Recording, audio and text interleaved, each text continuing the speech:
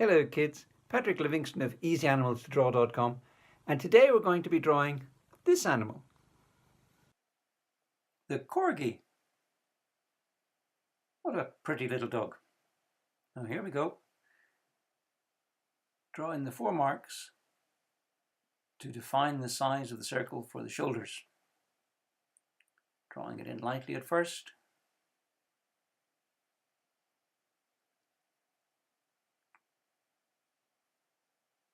And then once I'm reasonably happy with the shape of the circle, I can define it more confidently, more solidly.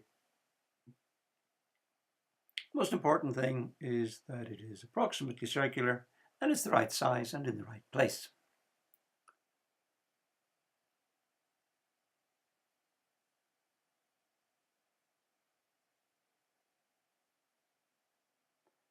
That's the first circle done. And now the second for the hips, considerably smaller and lower down. And notice the specific distance between the second circle and the first. These are important things to get right at the beginning so that your animal, in this case a Corgi, has the correct proportions.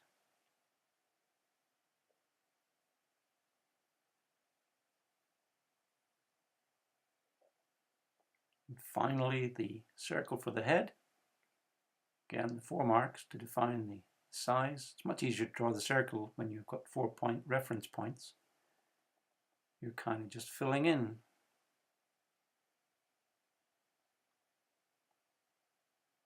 And you can use a compass or a lid or a coin or any object that's the right size if you're not confident about drawing in the circles by hand. But I would advise you to try because you'll get better at it with practice, and that's the whole idea of drawing. The more you practice, the better you get. And now rather large triangles for its ears, the Corgi's ears. Full name for this Corgi is a Pembroke Welsh Corgi.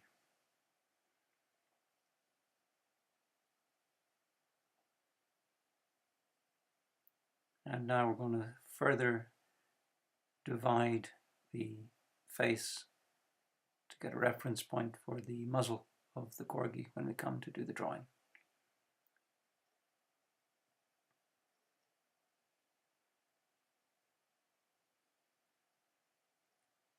The 2 forelegs. Corgis don't have very long legs. And the hind leg.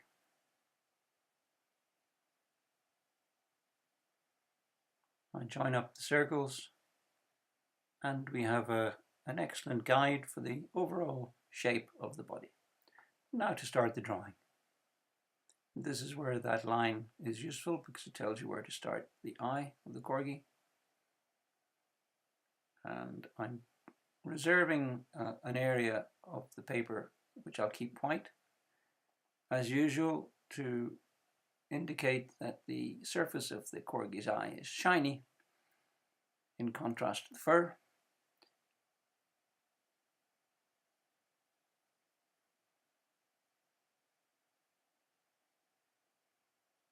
Now the second eye.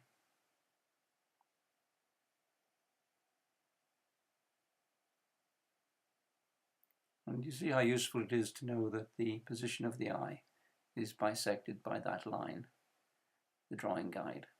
That's really useful.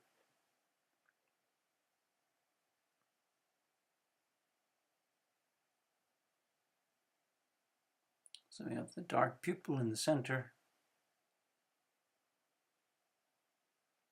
And now shading in the iris of the eye.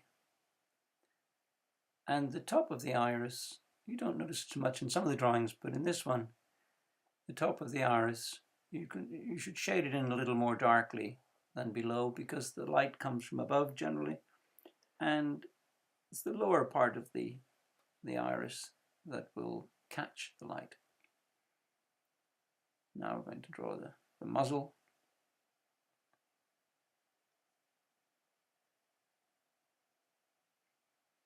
and the nose.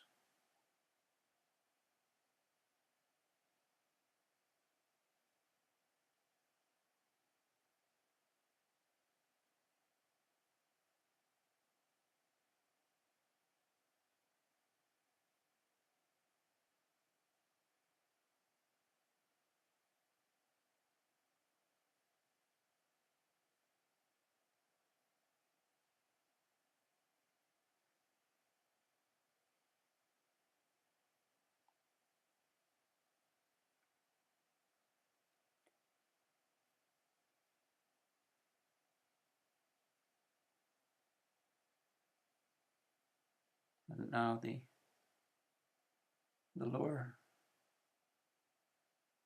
part of the muzzle and the mouth.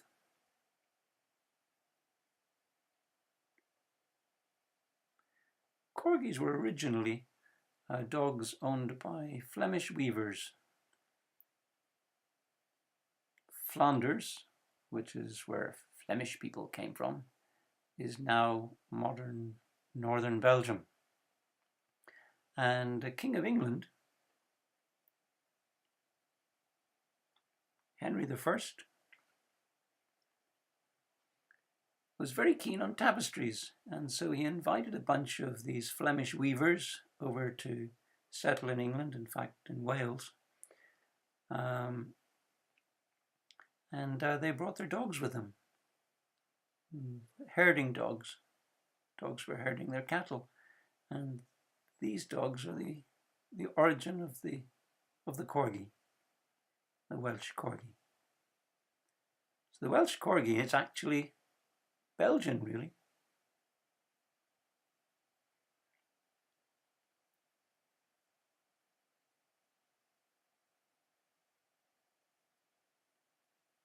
As you can see, they've got quite long muzzles, quite big mouths.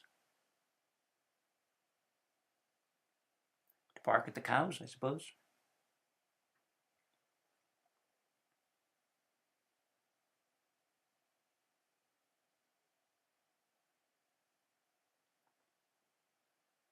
The other claim to fame for the Corgi is that it's the favourite dog of the Queen of England.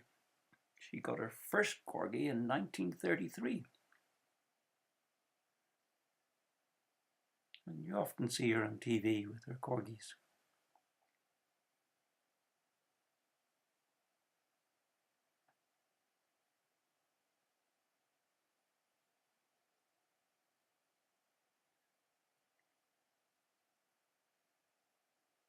And a jagged line is very, very good for showing quite rough fur. And as you can see, I'm using my thicker pencil here to get some more defined lines, get some quite strong lines. I like to use the finer pencil for detail, but when I want to get quite a dramatic rough fur, I prefer to go over to my thicker pencil.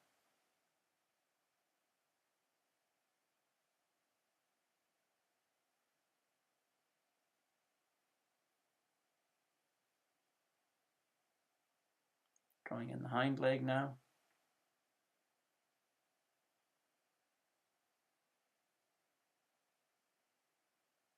Some more indications of the fur.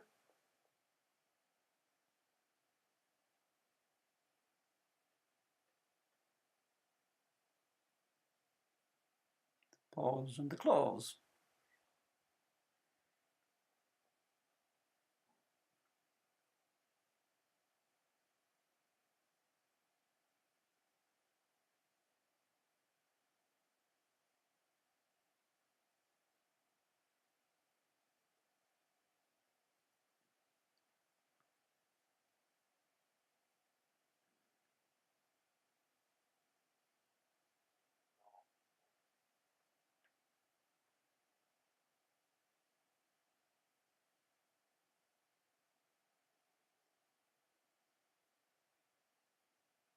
There we go. That looks like it's pretty much it for the drawing. Time to get rid of that drawing guide. My favorite bit. remove the scaffolding and see how the building stands. As usual, it's inevitable that part of the drawing will be destroyed in removing the guide, but that's just the way it goes. That's perfectly normal. Nothing to worry about. The original drawing, even if it's been rubbed out, will leave a trace that you can use as a guide to draw it back in once you've removed the actual drawing guide.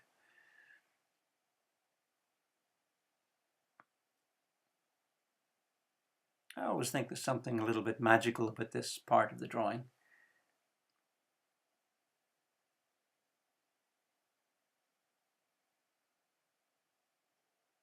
Once the guide's gone, the dog it's like the dog appears from nowhere a little bit, because he never looks quite natural with the drawing guide still in there, I feel.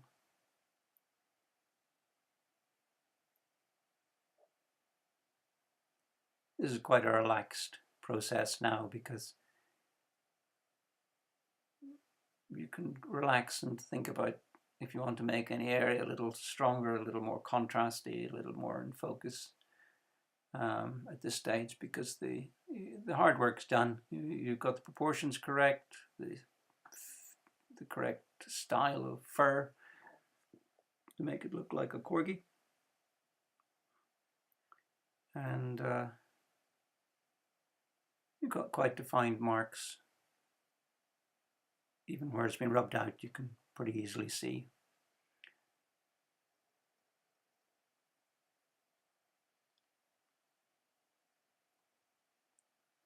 Pretty easily see what you're doing. I can't help noticing I've forgotten to rub out a little drawing guide mark with on his right paw. I'll get around to that. So darkening the nose, leaving a little area to indicate, a little paler area there to indicate the nose is a little bit reflective. Not as reflective as the eyes, of course. Now, corgis are often two-tone in colour.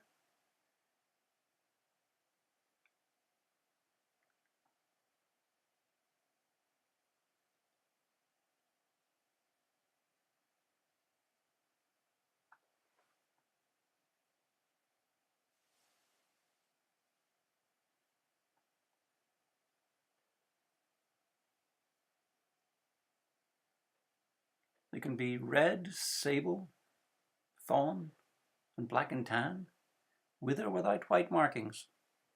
This one has some white markings, which I think is more attractive and possibly more typical of the Pembroke Welsh Corgi.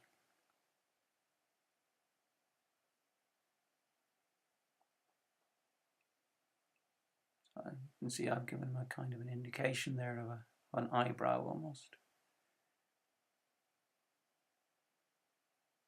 Again, I'm using my thicker pencil.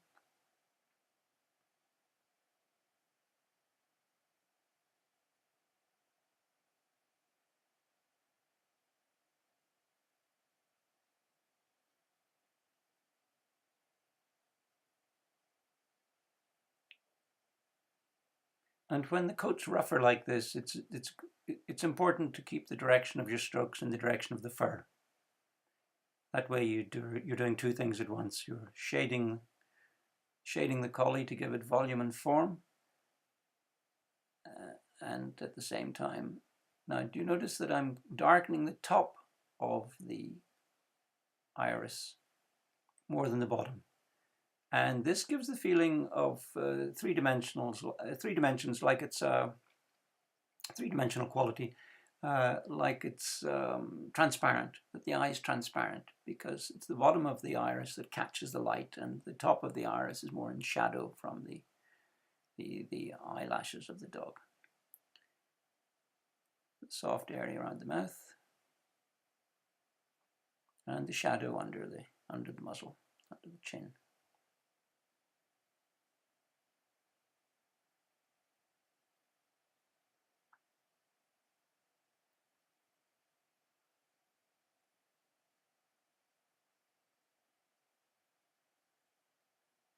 the white area, you still want to give a little indication. Although the fur is white, you want to give a little indication of shading, because even though it's white, it's going to be a little bit darker in places and under the chest. But don't go overboard. It's just to give an indication that it's fur. You want a good contrast in tone between the white area and the darker tan or fawn area, or sable coloured.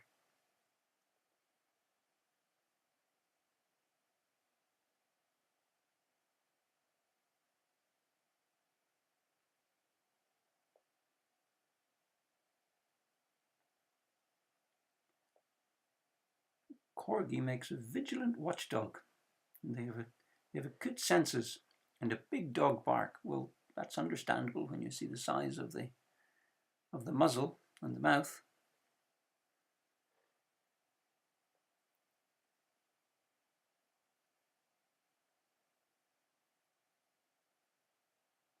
You see, I'm deliberately making these marks quite rough because I want a feeling of quite a rough coat. There we go. Little shadow underneath, put in lightly. Don't forget you can get drawing guides over at easyanimals2draw.com to help you start your drawing.